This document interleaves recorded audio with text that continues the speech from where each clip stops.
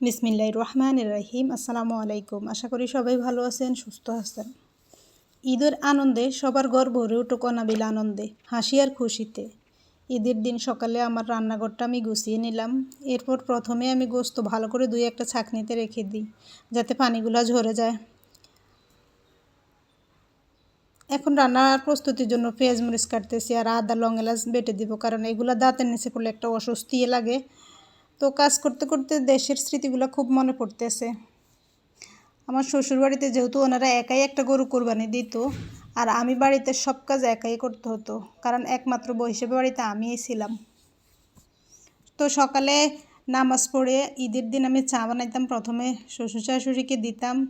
এরপর ঘর বাড়ি এগুলা গুছিয়ে রুটি বানানো শুরু করতাম, কারণ আমি যেহেতু একা, আগে আমি রুটিগুলো বানিয়ে নিতাম। তো রুটি বানানোর সাথে সাথে আমি ভাতটাও রান্না করে ফেলাই। তো এর ফাঁকে গোস্ত আস্তে আস্তে 12টা 1টা তো বাজেই। তো এগুলো তাড়াহুড়া করি রান্না করি, সবাইরে দিতাম। রান্নার উপকরণগুলো আগে থেকে রেডি করে রাখতাম। রান্না শেষে আত্মীয় স্বজন আর যারা গোস্ত বানাতো তাদেরকেও খেতে দিতাম। এরপর গরুর বুড়ি একা একা পরিষ্কার করতে হতো আমাকে। এগুলো করতে করতে সন্ধ্যা হতো। হাঁড়ি পাতিলের কথা আর কী বলবো, অনেকগুলো হতো। দা বটি ছুরি কাঁচি টুকরি তো আছেই। তো এগুলোই মনে করতেছে, আর এখন আমি রান্না করতেছি। তো আমরা ইতালিতে, আমি আর আমার হাজব্যান্ড এখানেই বাসায়, শ্বশুর শাশুড়ি দেশে চলে গেছে। তো আজকে রাত্রে আমরা এখানে যারা আছে তাদেরকে দাওয়াত করছি, বাঙালি। আর ওনার সাথে যারা কাজ করে তারাও আসবে আমাদের বাসায়। তো এই কারণে আমি আজকে এই গোস্তগুলো রান্না করতেছি। প্রথমে আমি ভাবছিলাম ঈদের আগের দিন গোস্ত 1 প্যাকেট নামাই আমি ফ্রিজ থেকে নিজেদের জন্য রান্না করব।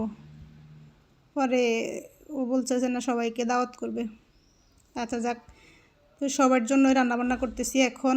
আর শরীরটা যেহেতু একটু অসুস্থ, উনি রেডিমেড রুটি নিয়ে আসছে আমার, সবারে দিয়ে দিবে, কারণ অতগুলো রুটি তো আমার পক্ষে বানানো সম্ভব না, যেহেতু শরীর অসুস্থ। আমি বলছি না পারবো, তাও উনি নিয়ে আসছে। কেমন জানি ভালো লাগে না। সবাই তো এখানে রেডিমেড ইচ্ছা করলে খাইতে পারে, কিন্তু হাতে বানানো কি খাইতে পারে নাকি?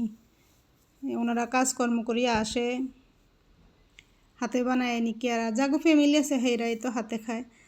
তো নিয়ে আসছে, যাক, যে আনলো কি হয়েছে। পরে আমি নিজে আবার বিকালবেলা রুটি বানানো শুরু করছি।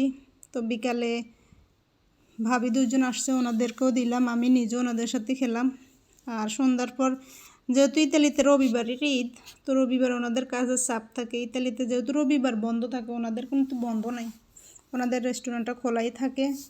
তো ওনারা আসতে আসতে মাগরিবের সময় হয়েছে। মাগরিবের নামাজ পড়েই সবাই আসছে, সবাইকে খেতে দিলাম। এই আর কি। তো খাওয়ার সময় বা অ্যারেঞ্জের সময়, ওই সময় আমি ভিডিওগুলো কেন জানি করতে পারি না, আমার আনইজি লাগে। তো ওনারা খাওয়ার পর এই তো এগুলা বানাইছি, আর আমরা খাওয়ার পরে এগুলাই আমি ভিডিওটা করছি, আমি আর ওই ভাবিরা মিলে। তো আর ওনারা খাওয়ার পর, আর আমার হাজব্যান্ডের কলিগ যারা আছে বা এখানে বাঙালি আরও যারা থাকে, তারা খাওয়ার পরেই তো আমি এগুলো করছি, ভিডিও করছি।